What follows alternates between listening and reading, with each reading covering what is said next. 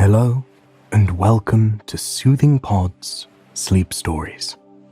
My name is Chris, and tonight I will be your guide as we journey to ancient Egypt to find peace and comfort in the love story of Astarte and Set.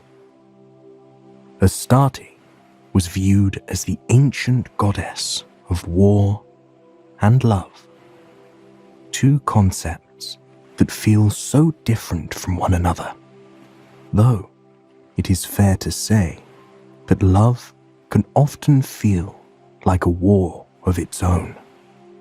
Though many of the ancient texts of Astarte and Set's love have been lost to the sands of time, we can piece the story together to create a tale of love unlike any other.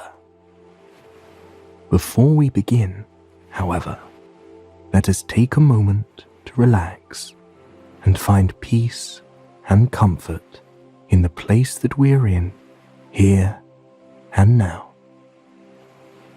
Gently and slowly close your eyes.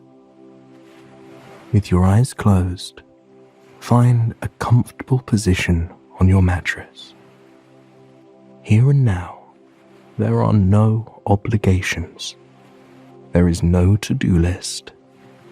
All you need to do at this moment is lie in your bed and allow your body to rest. Relax your muscles. Let go of any thoughts that might occupy your mind and follow the sound of my voice.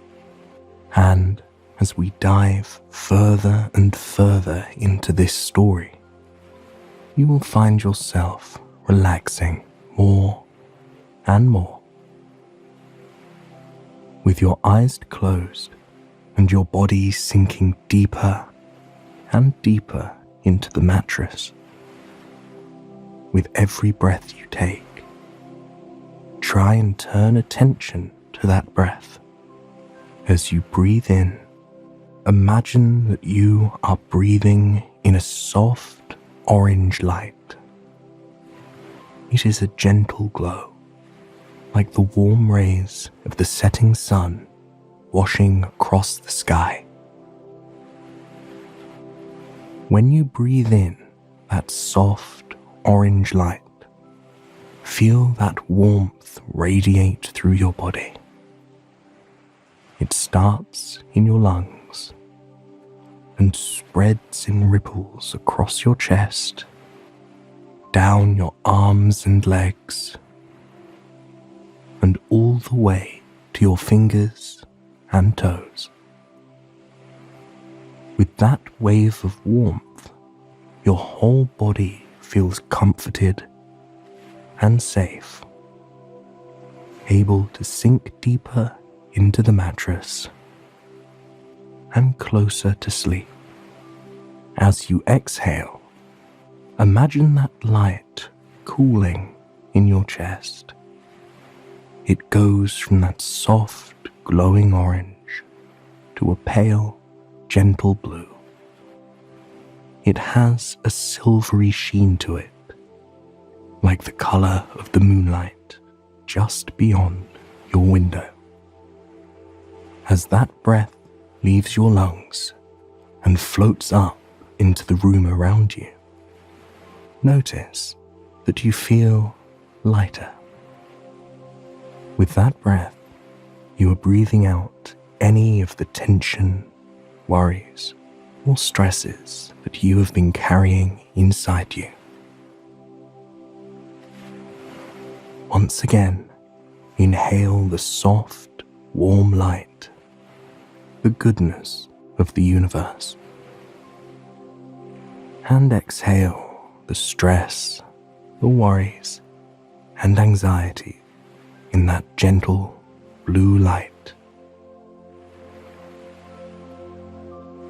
Inhale the soft, warm light, the goodness of the universe.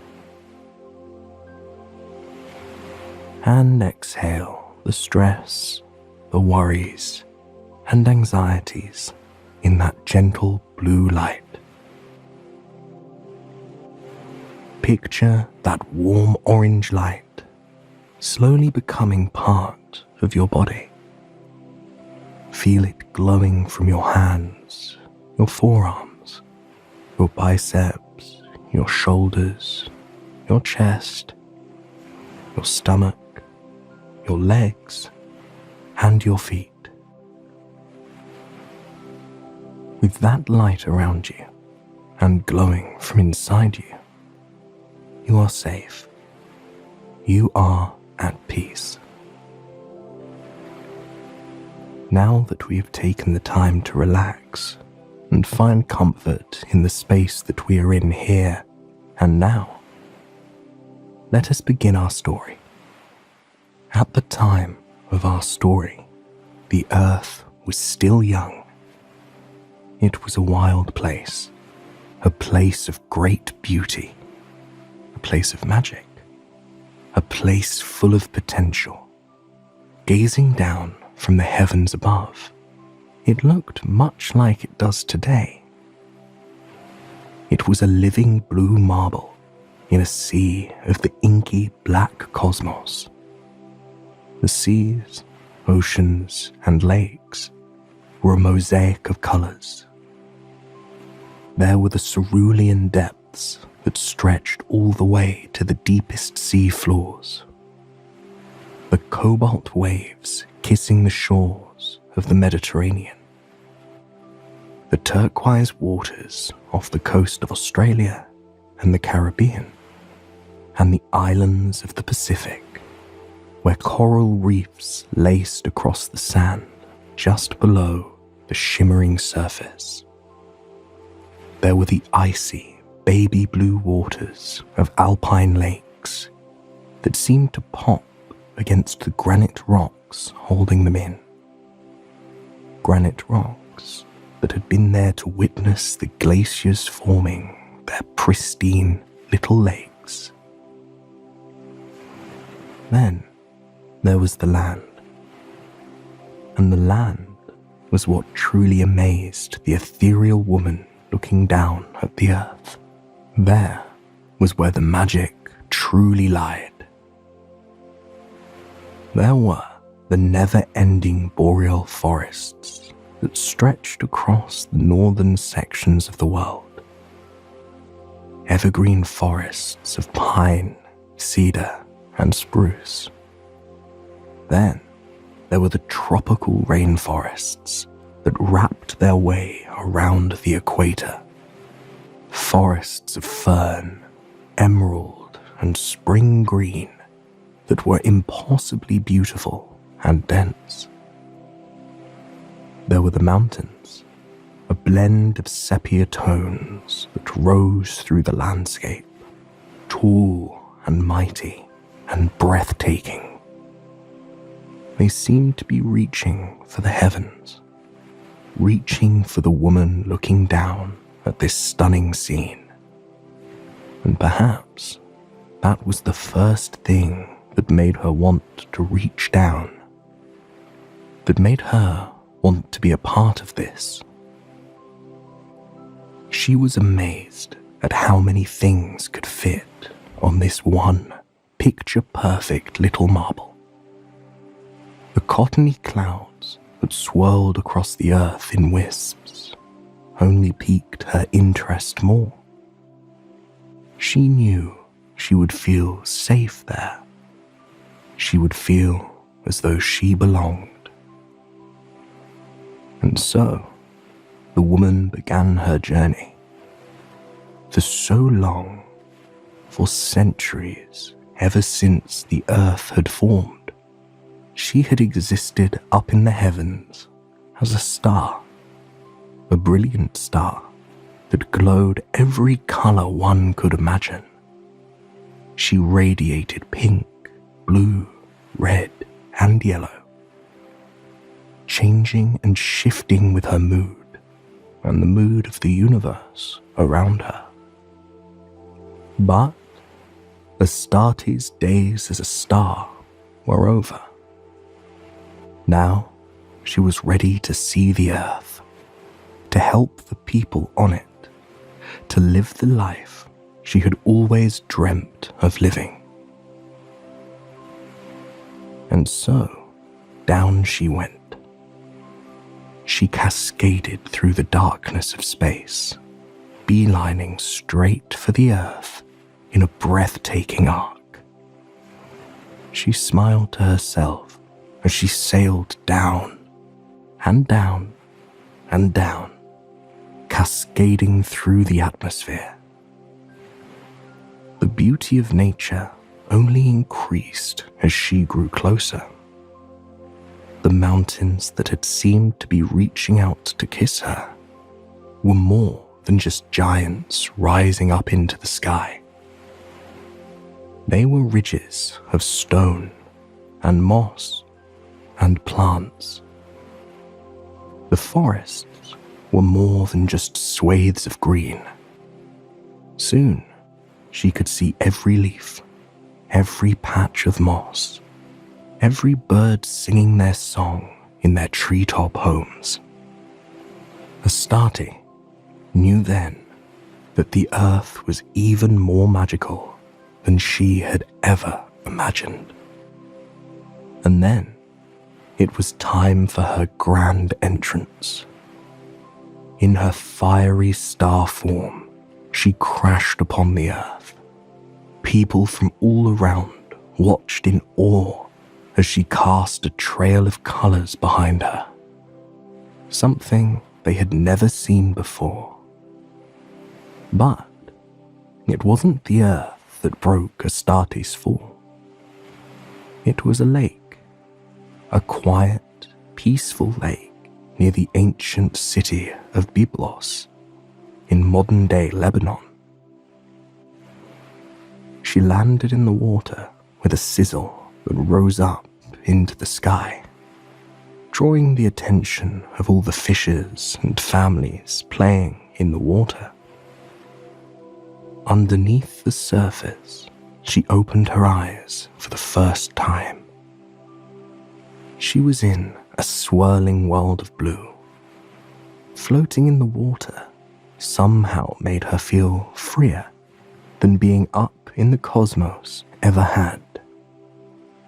She felt weightless, untethered to anything but her own dreams and aspirations. She swam her way to the surface and took her first life-changing gulp of the air. In it, she could taste the freshness of the trees around her, the saltiness of the ocean in the far distance, the briskness of the rain-kissed soil in the fields just over the mountaintop. It was invigorating, revitalizing. A fisher paddled over to her, concerned, wanting to make sure the beautiful maiden was all right. But the closer he got, the more he realized Astarte wasn't just a normal maiden. She was the most beautiful being he had ever seen. Even with the cow horns that rose from her long, black hair, he offered a spot in his boat for Astarte. But Astarte told him with a smile that she could handle herself just fine on the earth. She swam to the edge of the water and lay on the sand there, soaking in the warmth of the sun on her soft skin. She smiled because finally she was where she belonged, and soon her purpose on the earth became exceedingly clear to her. She was the goddess of love and war. It was a title that came to her within her first few months on Earth. An undeniable title that every god and goddess knew was well earned by her. You see, at the time, the world was in a state of chaos. The gods and goddesses were all fairly new, all trapped in petty fights with one another. But Astarte wouldn't stand for it. She saw the beauty of the earth, the potential of living here, the gift all the gods and goddesses had by simply residing here. And so, many days, she would ride her chariot, led by fierce horses, into war, putting an end to battles more quickly than anyone could imagine. Her fighting was, in a way, peacekeeping, and many of the gods feared her because of this. But in this peacekeeping, she brought another gift to those around her, the gift of love. Gods, goddesses, and humans alike couldn't help but fall for the goddess. This powerful goddess with such love for the earth that she would do anything to protect it. And one of those gods was the mighty Egyptian god Set. Set, in a way, was a mirror to Astarte herself. He was the sky god, lord of the desert, storms, disorder, war, and chaos. He was a trickster who didn't fight in wars for the same reason that Astarte did. He was a god that knew this element of life was necessary, no matter how much we all wished it wasn't. At first, Astarte really disliked Set. After all, the chaos that he whipped up across the land created messes that she had to clean up. And yet, as she lay eyes on Set in battle for the first time, it felt as though time suddenly slowed down. He was a beautiful god. Though he rode through battles with power, there was a softness in his face, a playfulness to his eyes. There was something to him that made Astarte feel in a way she never had before. Their love began soon after Set repealed Apep, the serpent of chaos, protecting the world from darkness. Astarte sat by his side along a winding river, having missed the opportunity to help him in battle. For the first time, the two spoke of their roles on Earth. As Astarte talked, Set listened with unwavering attention. She was undeniably a beautiful goddess, so beautiful that many had trouble even forming words or treating her like she was a person. But that wasn't a problem for Set. It wasn't her looks that he was enamored by. It was her wild spirit and her inexorable kindness. Even though she was known by many as a ruthless goddess of war and a fierce battler. For the first time, Set could see why she was the goddess of love. And in that, he found himself falling in love with her. From that moment on, they were inseparable. They resided in a desert kingdom, a vast palace where the two of them could live in peace with their chariots, horses, and weapons. They spent many days just lying in one another's arms until it was time to take on their roles as gods. When Set was forced to begin a war, it was Astarte who would put an end to it, and the time was right. They balanced each other out in every aspect of their lives. But both war and love are uncontrollable.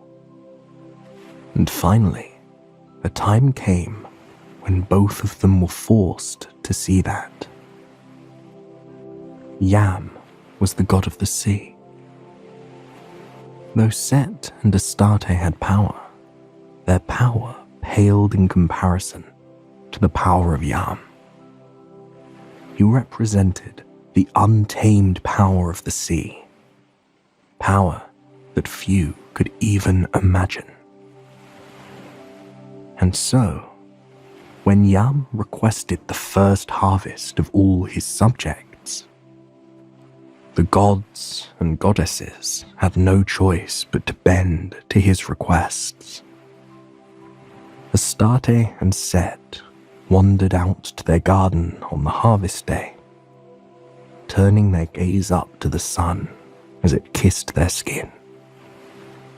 They prayed for a successful offering to Yam, for a year of happiness with one another. They spent the day tending to the earth and gathering its bounty. As they harvested the fruits of their labor, they found themselves blissfully smiling with one another. Perhaps it was the smell of the soil, the freshness of the earth, or the accomplishment they had with their garden. But the whole thing made them feel more connected than ever. More than once, Set stopped his work to take Astarte in his arms and kiss her gently, whispering of his love and admiration for her. Astarte whispered her love for him back, grateful to have found a love like this. And so, the time came for them to take the offerings to the other gods and decide who would ferry them all to Yam. It was a task no one wanted to take. He was, after all, a powerful, ruthless god. When Astarte and Set settled down with the other gods, they had a rather nice afternoon. Everyone drank and talked as the sun shone down on them, warming their spirits and their bodies.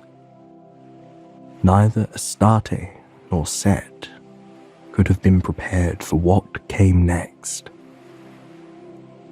The gods told Astarte that she was to be the one to take their offerings to Yam. Astarte put on a brave face, assuring the gods she could handle such an unpleasant task. But the shadow of uneasiness washed over Set. He couldn't bear the thought of his beloved going beneath the sea to visit such an unpredictable god. Astarte picked up the basket of produce and smiled at her love. She kissed him gently, a long, lingering kiss that was like a salve to all the fears swirling inside of Set's head. She smiled up at him, admiration sparking in her eyes, as she promised him she would be fine, and she would be back very soon. And so, Astarte began her journey into the deepest depths of the world. Yam's palace was deep beneath the sea, a place that few gods or goddesses had ever been before. As she approached the shore, the ocean began to part for her. She took a deep breath for strength and started her journey down into the waves. As she entered, the moving waves curled around her, creating a tunnel of sapphire. For a moment, Astarte forgot the task at hand. She was walking through the ocean, breathing the salty, invigorating air as she did so. She was seeing the ocean in a way that no one ever had before. She could see fish swimming just beyond the wall of water. She could see seaweed swaying just beside her, and crabs and lobsters scuttling across the surface, giving her looks of surprise as she made her way to the kingdom. Gradually, it grew darker and darker around her, but Astarte felt no fear. She was the goddess of war.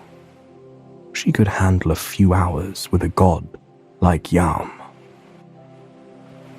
The palace that she approached was impressive enough to make her breath catch in her throat. It was the grandest thing she had ever seen. It rose dozens of stories from the ocean floor, glistening in the sunbeams that streamed down from the surface. It was crafted of gold and silver and mother of pearl, which all shimmered and shined with their luxury. Astarte neared the palace with a bit of hesitation. She had never expected to be entering a place of such beauty and grandeur. But the moment she reached the doors, they swung open for her, revealing the inside of the stunning palace. And the inside was even more marvelous than the outside. There were halls of marble and gold, all carved to resemble shells and ocean waves. All Astarte could do for a moment was gaze around in wonder. She was so enamored that she didn't even notice Yam as he came up behind her and placed a soft hand on her shoulder. "It is a beautiful place, is it not?" he said. Calmly, Astarte told the god that it was indeed the most beautiful palace she had ever seen. She handed the basket of freshly harvested food to the god's servants, who whisked it away to another room for safekeeping. Astarte made small talk with the god, keeping a pleasant smile on her face. But soon, it became clear that Yam had no intention of letting her leave the palace. He referred to her as a furious and tempestuous goddess, a title that she wasn't ashamed of in any way. He declared that Astarte was now his wife, the wife of the sea, the wife of the ruler of uncontrollable and unpredictable power. Astarte knew she couldn't fight this title bestowed upon her. Instinctively, she knew she had to act as though she had received a great honor. Deep down, though, she trusted Set would know better. She trusted that he knew her well enough to come and rescue her. News traveled to the surface rather fast, and not just of the marriage, but of the request that Yam had sent along with that news. He requested adornments from the gods in celebration of his new bride.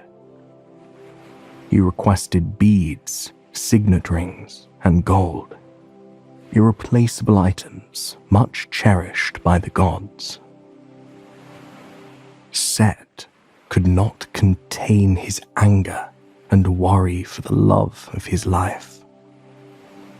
He knew she would never abandon him, would never want to marry a god as cruel and narcissistic as Yam. he would have to save his love by all means necessary. He offered to take the gifts to Yam.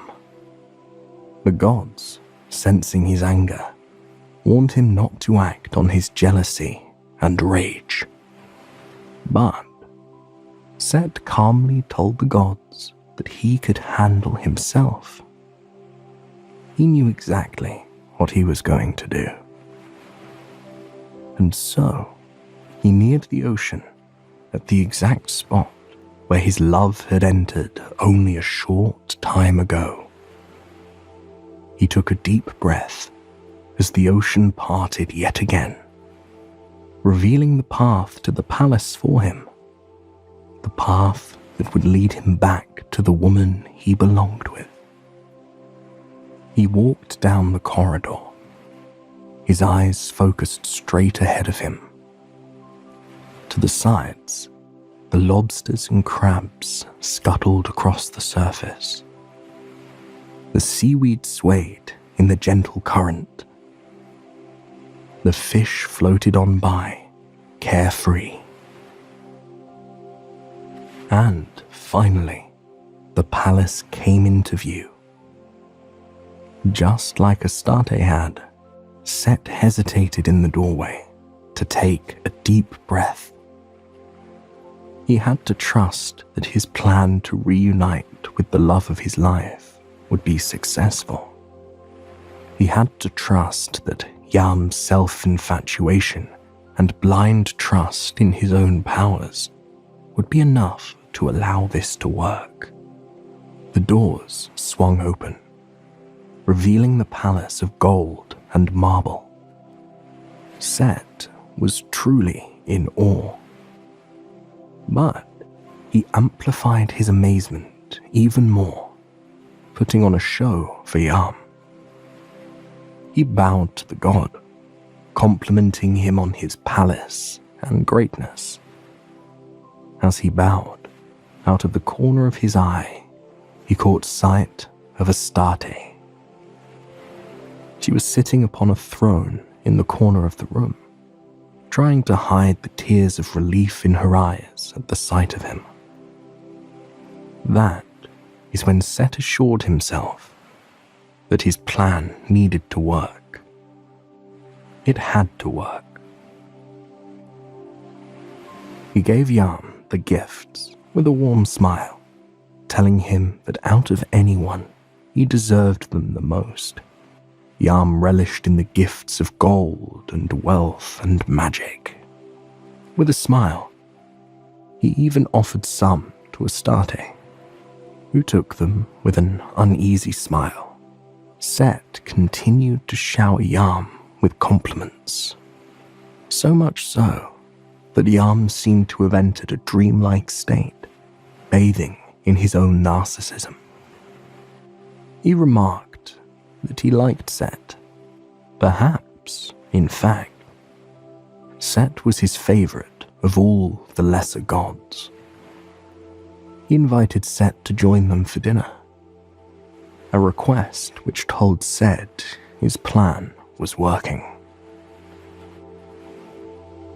They all settled down for a lavish meal. Set sat down calmly and confidently, trying to trust that all would be well in just a short amount of time. As they ate, Set spoke to Yam about his power. He remarked that he was a bit surprised that a god as powerful as Set would want someone like Astarte. She was a lesser god after all. And didn't Yam, as almighty as he was, deserve a bride that matched him in influence and beauty? Yam leaned forward in his chair, soaking up every word that Set uttered. Set wondered aloud if it was possible for Yam to create a bride for himself, a bride that was truly worthy, a bride that was truly deserving of a god as majestic as Yam. His ego inflating by the moment Yam declared that of course he could create a bride for himself. In fact, he had been considering it for quite some time. Using his powers, Yam took seawater and turned it into a bride of immense beauty. The woman blinked to existence and wrapped her arms around Yam, complimenting him the instant that she came to be. Set and Astarte's eyes met over the table. Set could see the relief in Astarte's gaze and the love in them. The next part of the process would be challenging. It would have to be done with immense care and tact. Set told Yam that he could take Astarte back to the surface, if that's what he'd like. He could tell the other gods that Astarte was not wise, beautiful, or powerful enough to be the wife of Yam, or something that would puzzle the gods, as they all thought Astarte was the most beautiful, powerful, and wise bride that could ever exist. Fueled by his ego, Yam stood up and declared that that was exactly what he wanted Set to do. With a dismissive wave of his hand, he ordered the two of them to return to the surface and inform the gods of his new wife. Set and Astarte walked out of the palace carefully, not wanting the god to catch on to the fact that this was their plan all along. Slowly, they made their way up the path to the surface. It was a long, winding walk that they took in silence.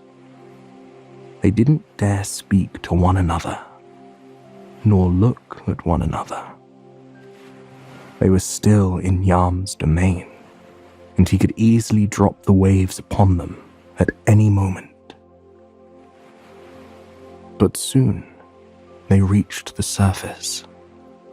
As their feet hit the sand of the beach, they both felt a wave of utter relief. But they didn't trust it yet. They walked in continued silence all the way to the peak of the nearest mountain, a place where the god of the sea had no domain and no power over them. And finally, in the light of the setting sun, they embraced. Astarte wept as she burrowed her head on Set's chest. Set ran his hand over her hair, kissing her forehead over and over. It was the greatest moment of love and passion that the two had ever felt. Nothing could replace how they felt in each other's embrace. Set promised Astarte they would never be apart again, and Astarte promised Set the same. They held one another on that mountain for what felt like hours. And when they finally descended, they never forgot their promise. For the rest of their days, the two were utterly inseparable. The god and goddess of war may have had strange roles in the world, but they were necessary. And on the other side of that necessary chaos was the immense love they shared for one another and for the world. I hope you have enjoyed this sleep story, and it has brought you a night of peaceful, restful sleep. Please, join me again tomorrow for another sleep story.